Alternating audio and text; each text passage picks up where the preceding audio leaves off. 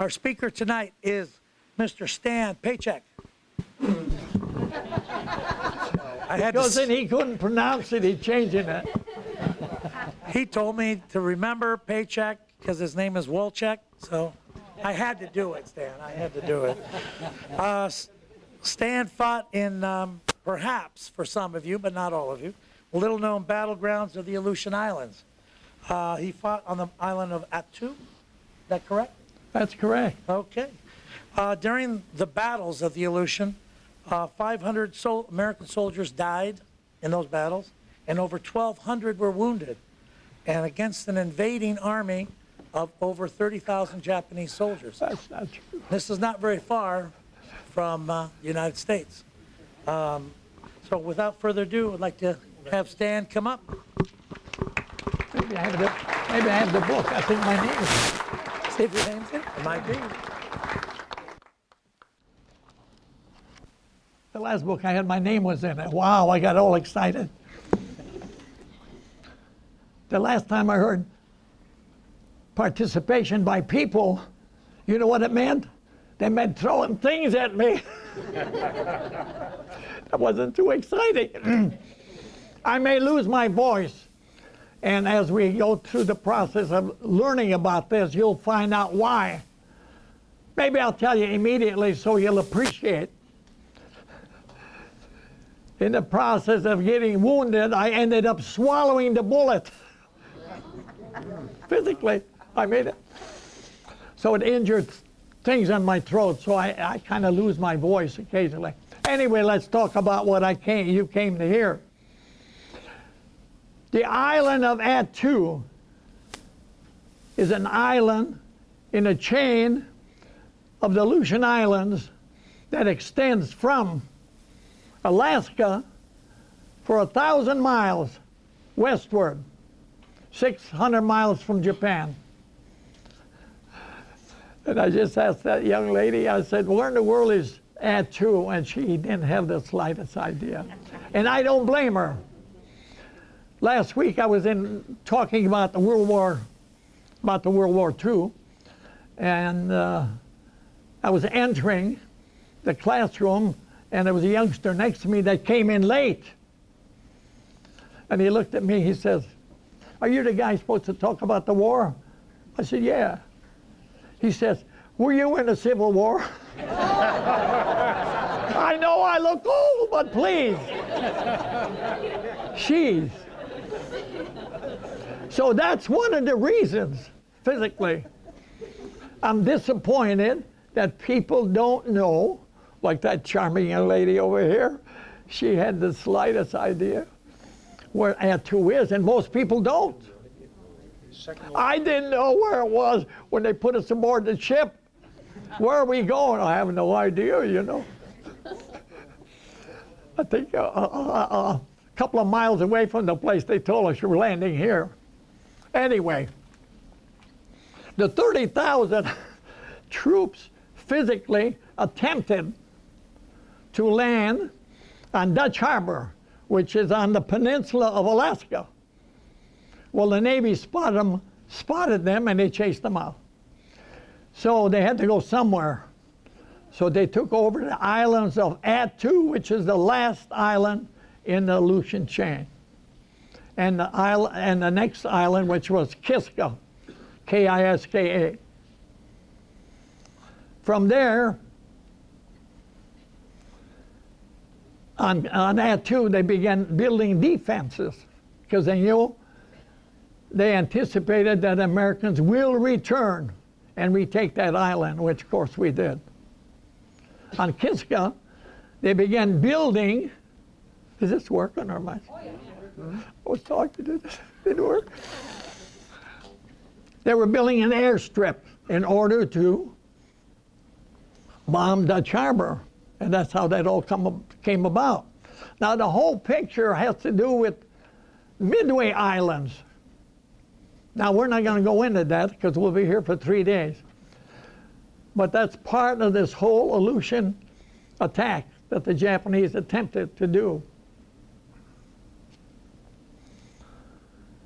They selected the 7th Infantry Division to dislodge the enemy from our land.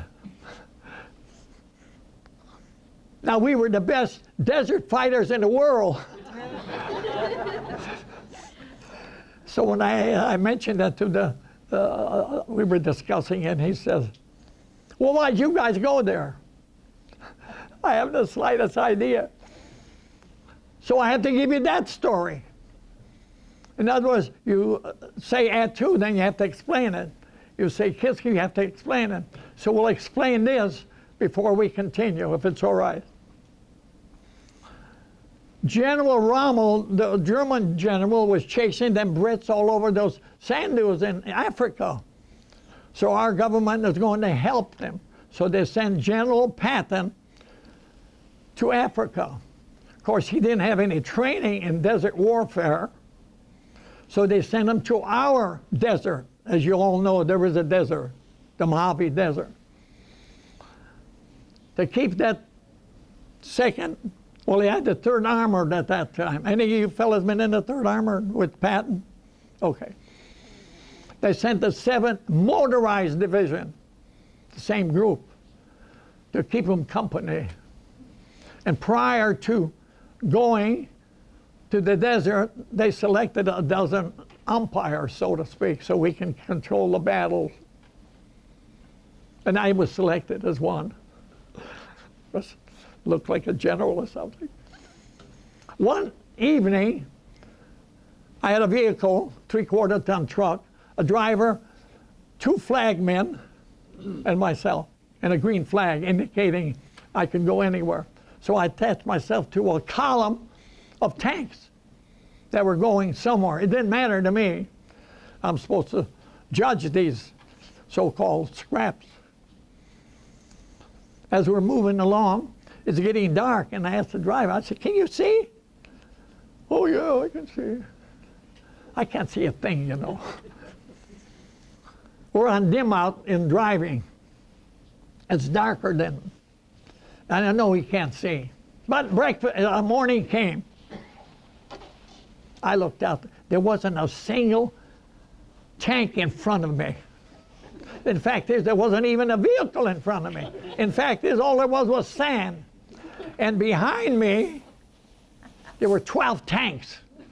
Holy mackerel, somebody's going to get H for this. There's nobody around but me, of course. And it didn't take long. In the distance, you can see dust. A vehicle's moving towards us. And there's dust following him, of course. And I was curious because I wanted to see what type of vehicle. I want to see what grade. Is it going to chew me up? If it's a Jeep, it'll probably be a Captain. And they still don't know how to lay it into the people. But it turned out to be a command car. I thought, oh, there's going to be a Burt Colonel at least. And he had experience. He's going to really chew me out. But I kept looking. I said, there was something funny about this command car. Then I spotted a flag with 2 stars in it. I said, holy mackerel, here comes the commanding general. Blood and guts, Patton himself. I don't know if you ever seen him, but he's a big man anyway. I've seen him. He got off that command car right in front of my vehicle, and I thought he was 8 feet tall. And he was wearing his pearl handle pistols on his hip. And they're this long, you know. And I thought to myself, this guy's going to shoot me. I really don't know what's going on yet. You know, I'm following. And what he said, I had to swear to it. Because later on, you know, his reputation was tarnished a little bit because of that hospital affair, as you probably know. What he said is physically in the Library of Congress, if you want to check it. He looked at me.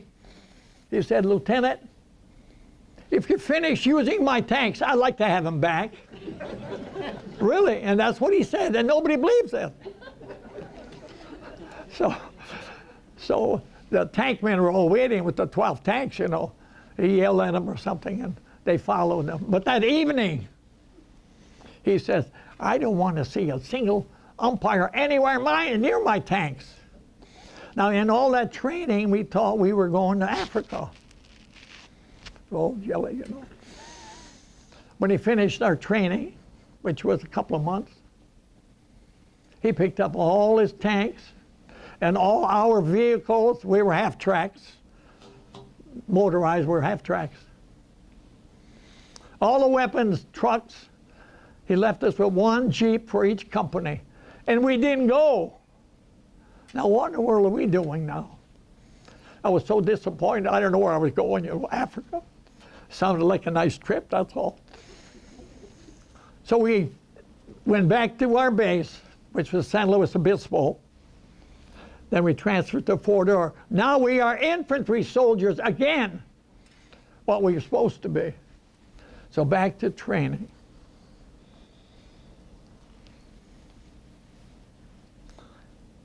Then it was time to go somewhere. Where are we going? Well, nobody telling you anything. We have to board ships. Now the problem was we were very poor in those years. They didn't even have a ship, a troop ship to take us anywhere. So they leased a Danish ship that was docked in town. You know, when the war started, all the national ships all over the world were stranded because the Germans were, submarines were blowing them all up.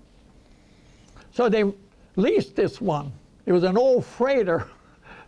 They put 1,200 bunks in that hole of that ship, and that's how we were traveling. Wow, first class. Especially when I remember it wasn't a month or two prior, we were doing some of our own training, assault training, and we were on the President line ships to do this. In fact, this is when we had dinner, you had to put on your Class A uniforms. But anyway, that's another story. So finally, on the intercom, it says, we're going to Attu. Wowee. What in the world is that? So don't feel bad. But they had a map. The map was almost as large as half of this room, all ready for us. This division is going to land here, and this company is going to land. Beautiful layout. So it was time to, we arrived 2 miles away from the island. Supposed to land on the 9th. The surf was too high, 6-foot turf, and that wouldn't work. We would mount on Higgins boats. You remember the Higgins boats. So on the 10th, the same thing happened. The surf was too high. Finally, on the 11th, apparently the surf wasn't that high. But before that, a couple of weeks before that, they told us that if you fall in the water, you're going to last 2 minutes. That doesn't sound right. So when I was at the head, I filled the bowl with water, which came from the North Sea. And I stuck my hand in. And I'm timing myself. I managed to keep it in for 1 minute and about 20 seconds. And the hand is, I told myself, what am I doing, you dummy? You're going to lose your arm. That's as much as I can. 1 minute and 20 seconds. When I removed that hand was like this. So I believed them. So when we mounted our boats, the Higgins boats, I told the coxswain, I said, you know, we're soldiers. We're going to stay on this island for a bit. Try to get us on land so we're landing on the beach, dry. If we get wet, we won't last a week. He said, never worry. He waited for a big wave, apparently, and boy, when he when he dropped that ramp, it was dry land. Ooh, I was happy. So we spent a week in one valley and got involved in a couple of firefights. Then we changed to another area. And I'm walking up this valley. It's all mountainous, by the way. 4 by 7 miles. If I was running the show, they would still been there. There's nothing there. I came across a wounded soldier, American soldier. He was spitting blood, coughing. And yet the worst is yet to come for this poor soldier. Loneliness will now overtake him. You see, when you die alone. So I reached up and I grasped his hand and I gave it a squeeze to reassure him that he's not alone and that help is on the way. That very morning, the medics were attached to our group because we were going on the attack. A few moments later, he acknowledged my presence by squeezing my hand. And then he died. And every year, on Veterans Day, or Memorial Day, 60-some years now, I can feel that soldier holding my hand. Because when he died, he was hanging on to me as if he didn't want to go. But he had a smile on his face. And I felt pretty good about that. But every year, I can feel that guy's hand in mine. Maybe I was holding him so he wouldn't leave me. So I left, continued on my mission, so to speak, and I got engaged in a firefight. I saw my target and I fired a couple of rounds. It's on the side of a mountain, you know, no place to hide. I brought the rifle down to reload, and he saw what I was doing, and he hit me. Now, I can't tell you the timetable here, how long I laid there. But the first thing I remember was I was spitting blood and coughing like mad. And I remembered that soldier that I just passed. I thought it was just a few minutes ago. And he was making funny noises in his throat as if he was blood was filling his windpipe. And I began making that same noise. And I thought to myself, oh man, this is the way you die around here. I'm next. Well, it didn't happen. The next thing I remember, my feet, I'm pushing my feet back and forth. Why I was doing, I have the slightest idea. But if you do that, you'll know you'll roll up your trousers and your pant legs, and it's snowing. So my feet are cold. Now my leg is getting cold. And I thought to myself, you know, dead people are cold all over, right? I said, yeah, to myself, of course. So I'm going to wait until my body gets cold, and I'm going to be dead. Well, I didn't know any better. I never died before. That was my idea. Well, I did die. The next thing I remember, my back was getting warm. What a strange feeling. It's snowing. I'm looking around. I says, for heaven's sakes, where am I? I couldn't imagine why my back was getting warm. I kind of looked out. I thought maybe I was in heaven, you know. It's snowing and it's shooting. Can't be heaven, not the way I remember. Then I remembered that other place, you know, it's supposed to be warm. Really, I mean, this is happening to me. I thought to myself, how in the world how is this working? How am I going there? Nice and warm. Every time I took a deep breath, oh, it got nice and warm. I thought, geez. I kept looking at, you know, I'm laying there and looking, where in the world am I? Then it dawned on me. You dummy, you got a hole on your back someplace. Now what do? You're by yourself. No man's land. You're bleeding. You're spitting, you're bleeding. Now what are you going to do physically? Come on, think about it. You stop breathing is what you do. Or anyway, that's what I did. I stopped breathing. Because every time I deep breaths, blood flowed freely, see? So I stopped breathing. I thought, how long can you stop breathing? A minute. Then I started breathing again. Very slowly, very politely. I didn't know how much blood I had left.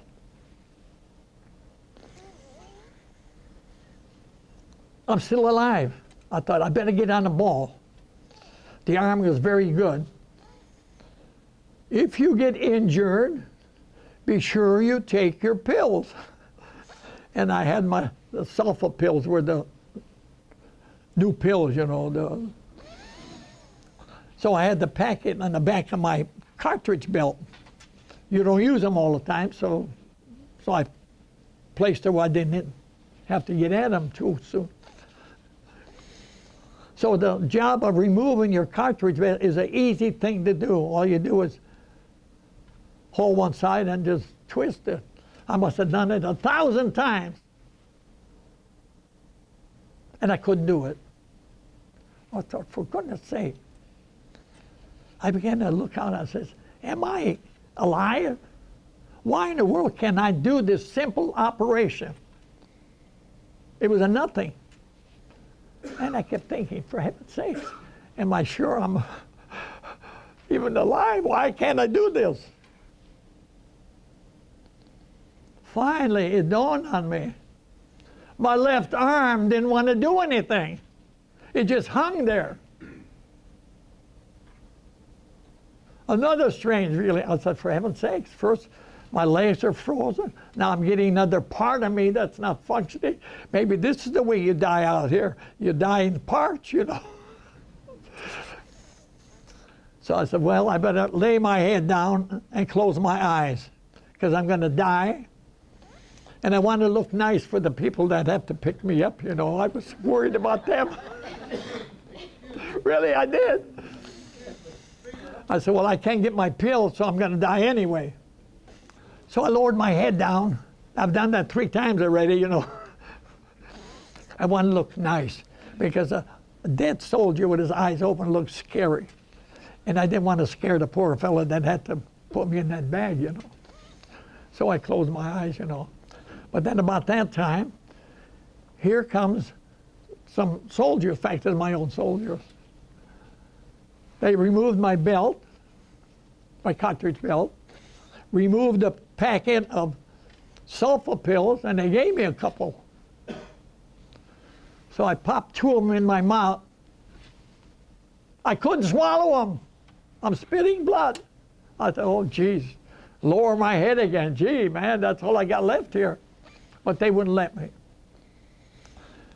They carried me back to where the medics were assembled. The medics did something. I've forgotten what they did. I think they mentioned something like stuffing greasy rags in my back. Really, that's what they did? To stop the flow of blood. Okay. Then they put me on a stretcher. It took me a little further back where there was a bulldozer with a sled. And there was 3 wounded soldiers on it. And they put me on it. They just placed me. And he's heading for the field hospital, which is on the beach. Well, this isn't Highway 101, you know, it's nowhere, and we're getting bumped. And sure enough, I knew it. The last 2 fellas, I was one of them, slid off this thing. Here I am. I'm hurting all over. I don't know why. I'm bloody all over, and now I'm muddy all over. I thought to myself, somebody's going to kill me yet? I was not a very happy camper at that point. So he had a helper, so they put me back on the sled, and they hauled me back to the field hospital, and they had a triage in a tent. There were about 6 wounded officers, soldiers there, and the docs would come through and pick the one. Well, when I was there, I had to go to the bathroom. That's another thing you don't do when you fight. You don't eat, and I didn't go to the bathroom. So I yelled, to the corpsman. I said, bring me a urinal. You know what a urinal is? It's a pecan. I want you fellas to figure this thing out. He brought this can to me. I placed it next to me. I'm wearing a jacket. I'm wearing a rain pants over my ODs and long johns. And remember, my one hand does not function. It was still hanging there. Didn't want to do anything. I had trouble finding things. Really? Then I thought to myself, I thought of my wife. I said, you know, if she was here, she wouldn't know where to go.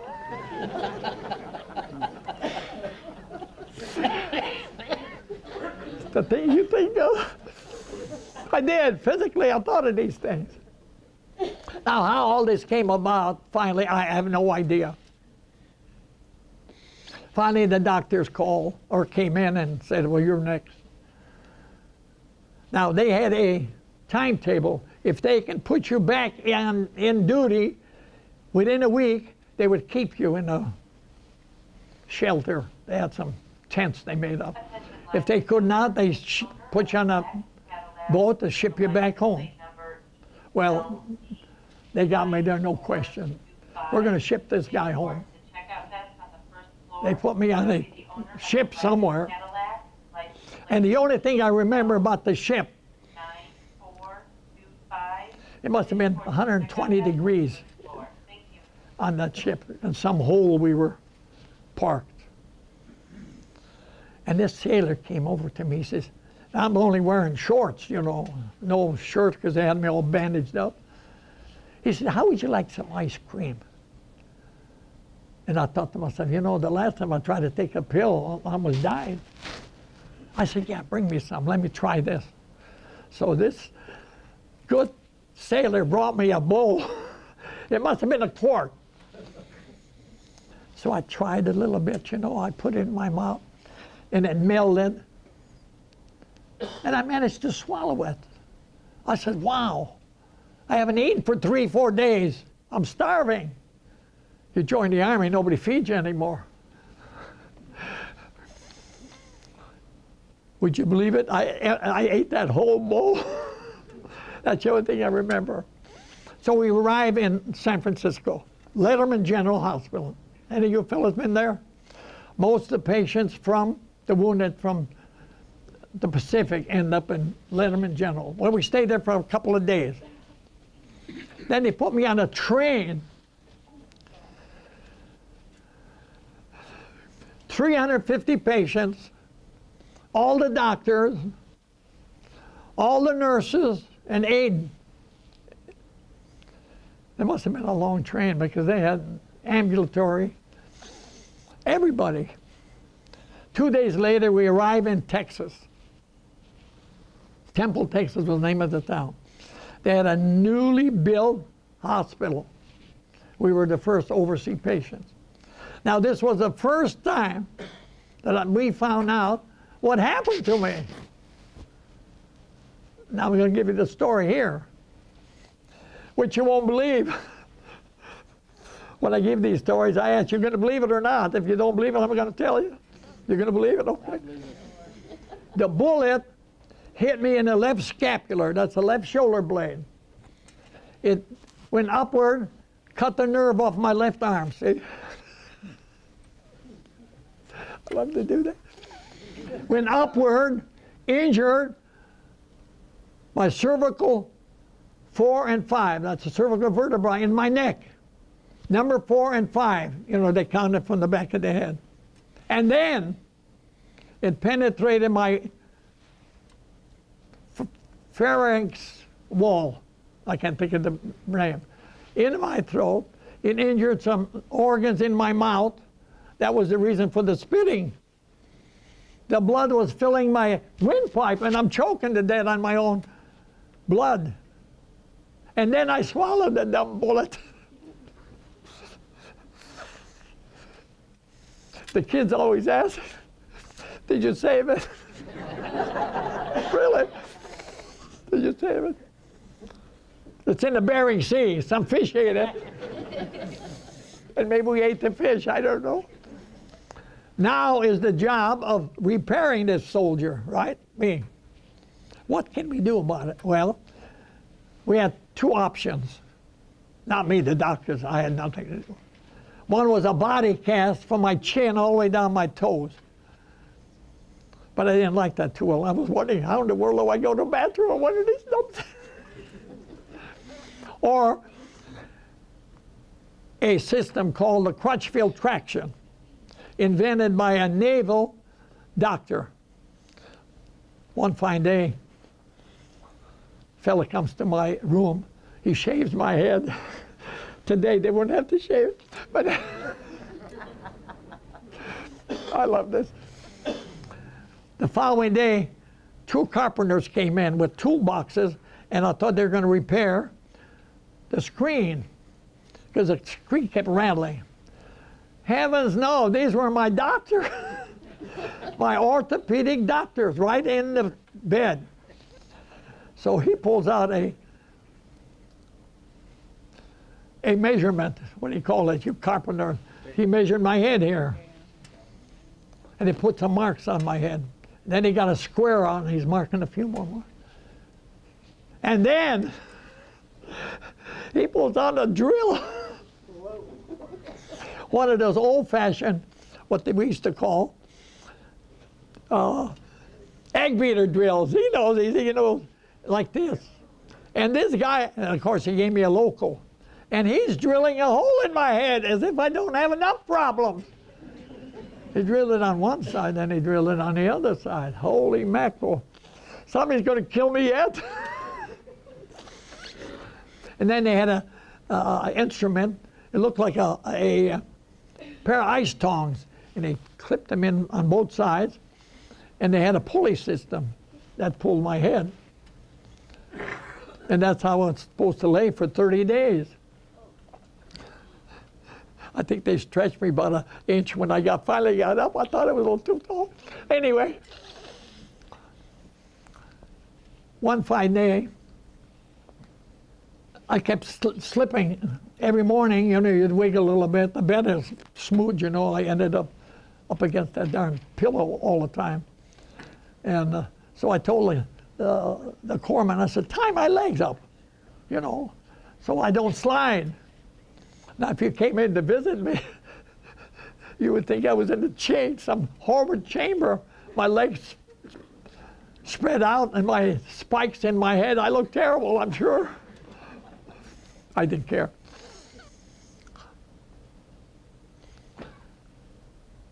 It's hotter. We're in Texas. The temperature is 110 in the room. We were poor, no air conditioning. The first day they brought me a fan about this big. The next day they took it away because some other poor fella needed it more than I did. So I asked the fella, I said, why don't you open up the window? Well, it's the same temperature outside. It's 110 there and it's 110 here. I said, yeah, but maybe we'll get a breeze. I said, besides, maybe I'll pray. So here I am praying for a breeze. Can you imagine? You can pray for a lot of things, but a breeze? By golly, my prayers were answered. One day a breeze came through. Cool, not a wow. But it stopped abruptly. And I thought to myself, the good Lord found out I'm a big sinner and chopped me off.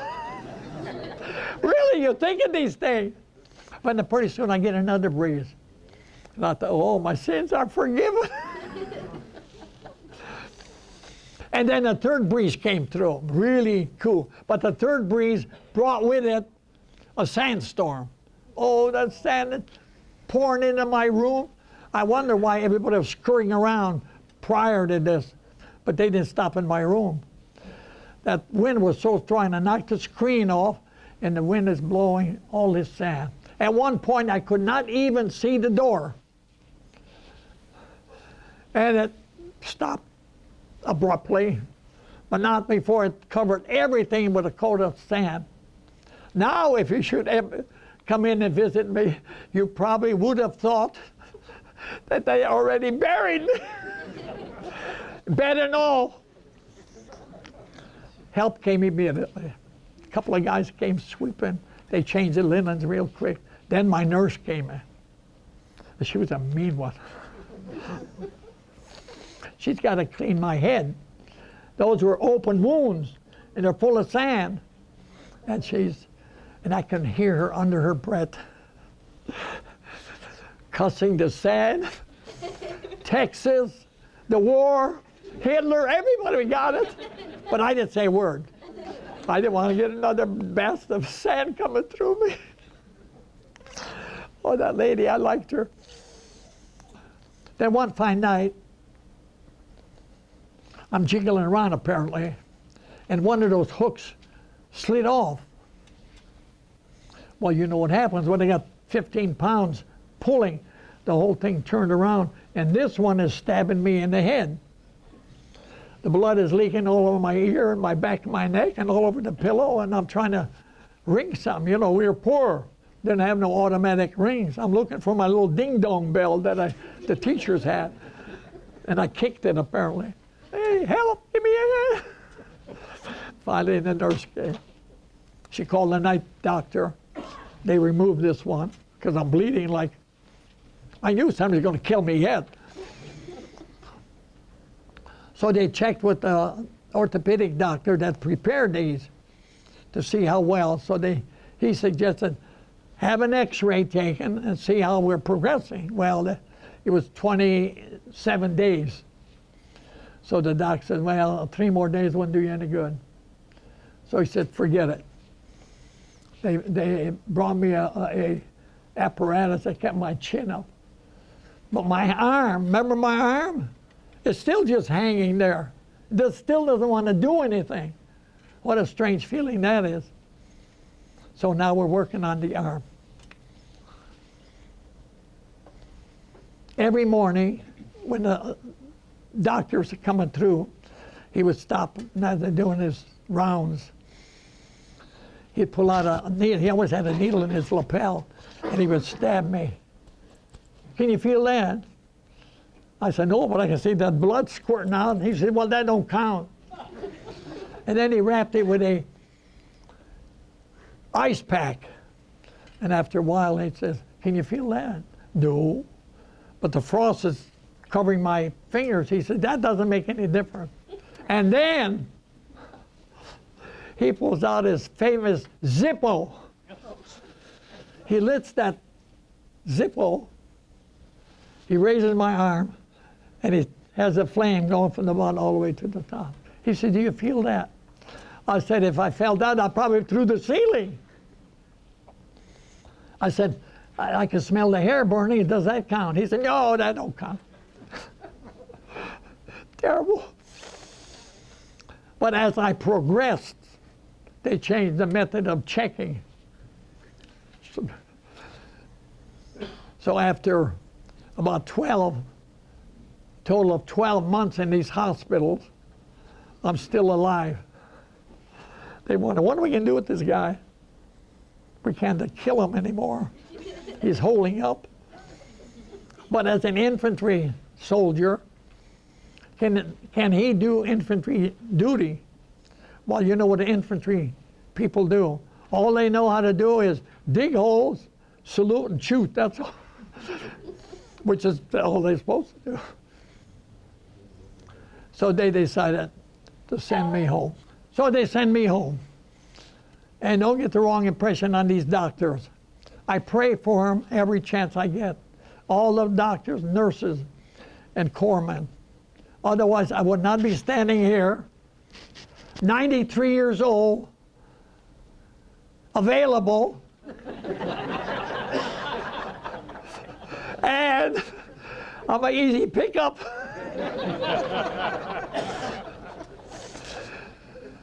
So we did a good job. Now there's more to it.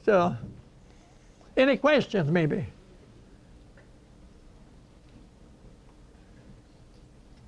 Yes. Did you eat any crab legs? Pardon? Any crab legs? I didn't hear what he said. Did you eat any crab legs? Up in No. the ocean. Now, there was a family, someone asked me the other day, there was a family on Attu a doctor by the name of Charles Jones and his wife Etta. And he was killed while he was trying to regulate stuff while the Japanese were there. And she was taken to Japan as a POW. And she was released in 45. She's still alive, by the way. She was a teacher there, so. Yes, sir. When was Patton over there? What year was he over Well, there? Patton was, he left in 43 when he left to go to Africa. Well, I fought under him in Battle of the Oh, yeah, well, that's later for him, right. And But I he think went to was a Africa then. wonderful general. He was up there with us on the front, and he treated us halfway decent, and I got to salute him when he was discharged from the service and General Truscott got over. And when General Truscott took command, we couldn't go anywhere. We had to go to chow in full dress uniform. He was a strict man, but I was my favorite. He probably shortened the war by a couple of months. He's buried in Europe, you know. He died, you know how he died? He was hunting. Hunting, yeah. And his truck, a big truck hit him. And they buried in Luxembourg. You're right. Anybody else? All right, we got some ladies here. Yes, speak up because. How old were you when you arrived on the island of Attu? How old? How old were you on the island of Attu? How old? I was about a young guy, about 25. I'm 93 now, so that was many years ago. I got some of my kids here. They're rooting for me. Not my poor wife, though. All right. What are sulfa pills? Sulfa pills. Describe what those are. Well, yeah, that was the new pill that was just they just came out with it and it's supposed to save your life. All you do is take two and all your troubles are over. Well, that's not really true. Oh, I got my grandson make sure that I'm saying the right thing. Now you see this 30,000. I fought them all myself. No. That's the group that physically landed, trying to land on Dutch Harbor. Not where we were. We only had 3,000. We killed them all. That's how that happened. So that number is kind of. Yes, sir. How long were you in combat before you got injured? Oh, I don't fool around. I love to shoot. I shoot, and then when I shoot back, I'm finished. 15 days. I don't fool around. I do my business. I come home. Yes, sir. Were you in the hospital till the end of the war? Oh no, I was released before the war was over. Where did you go then? I went to school to learn how to be. I went back to college. I got to be a teacher, a principal. I used to have a kindergarten kid. What are we talking about? I used to have a kindergarten kid. Every time I passed by, she'd kick me. Oh, what a mean kid. She works in a bank now, and I remind her every day. I said, see that? You see that scar? Terrible. Oh, this kid was, I had a child. What are we talking about kids for? Anyway, it's all right. We got a couple minutes. I had a youngster that came to me in kindergarten. He's never seen another human being. How can that be in Ohio? Yeah. Well, the daughter had the youngster. She dumped it at Grandma's house. Grandma lived in a farmhouse, never left. So when he came to school, he went around touching everybody. He never seen kids. He went crazy. The teacher got excited. Something wrong with this kid. Call the doctor. The doctor put him on some kind of a pill. Doc called me. He says, how's so-and-so doing? I said, terrible. I said, take him off that pill. I'd rather have him running around. So he came to me. What? Take a minute. With a bunch of daisies. He says, I said, what are those? He said, these are roses. And I thought, boy, that's great if we can see roses and daisies. But I was afraid the kids would make fun of them, see. So I said, no, it was dandelions, I'm sorry. Dandelions, the weeds, you know. So I was afraid the kids would make fun of them, so I said, oh, these are dandelions. And it took me all week to teach them how to say dandelion. I even brought a lion into it. Finally, the following week or two, he brought me some lilacs. I said, what are these? He didn't know. I said, lilacs. All week long, he could not say lilacs. Finally, on Friday, he says, can we go back to dandelion? What am I talking about here? But it's fun. You may be teachers. So this kid was outstanding. I'm telling you, it's time to eat. They passed him first grade. I put him on free lunches automatically. Teacher said, he's not eating anything. I said, what do you mean he's not eating anything? What is this? He didn't know a single food. Here's a principal teaching food to the kid now. This is the, let's try that. Well, at home, the only thing he ate every day was eggs, because Grandma had a bunch of chickens. I used to teach him in my class. I used to special in my class, because that's far behind. But he was smelling too much. I says, did you brush your teeth? Never heard of it. So I gave him a toothbrush and some toothpaste. I showed him how to brush the teeth. A week later, I said, I could smell him again. I said, did you brush your teeth? He said, yeah, remember? That's how we talk. Remember? He was referring to the first day. And I said, you're supposed to do this every day. And he said, you do? When he said that, I almost died. What am I talking about? Here's a principal teaching kids how to eat, how to read, and people complain about it. I loved doing it. Except that little one that kept kicking me in the shins. No wonder I can't walk. Thank you for inviting me. This is a beautiful group. I was losing my voice. That's one of the reasons. Now you know why. Yes, oh, we got more questions. Go ahead. How did they ever fix your arm to work again? Do they have to operate or anything? I do that all the time. You want to see my wound? I love to do that. And the lady, no, never mind. They didn't do anything. Nature took care of it. It pains me daily.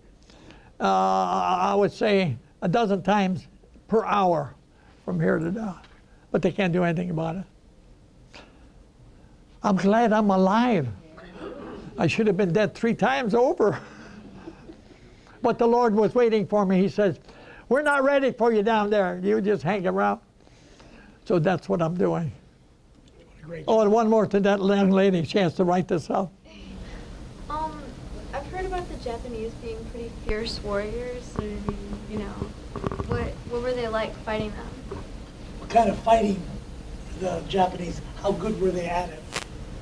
Pardon? How good a fighter were they? Excellent. They shot me. Fact is, he aimed it. I have a projectile that, this is the Japanese, this is the one that hit me and caused all the damage. It's a Japanese shell. A friend of mine collects bullets. But this is the one, I'm sure mine is in the Bering Sea someplace. No, they shoot straight. I was a good target. Yes, ma'am, there's a good, I can see she's smiling. Loud. Have you been to the World War II Memorial in Washington? And if you have, what did you think about the memorial? I loved it, yes. We were on, for your World War II fellas, did you ever take that free trip by plane? Who took that? Yeah, it's a free trip, right? It's an honor trip. And I took it. They put you on the plane, delivery all over. It's all taken care of. Somebody's paying the bill. I don't know who. That was beautiful. It's available all the time. Do it. Yes, I enjoyed that. They even had on one of the stones, Attu. Now it felt so good. All my fighting wasn't wasted. Now that island is now a national monument. You're not allowed to go there. It's not permitted anymore. We had a weather station there several years ago, but that's closed down. So that island is now. Anyway, all right, last one. Oh, you got a minute. When do you quit? 8? Go ahead, move out.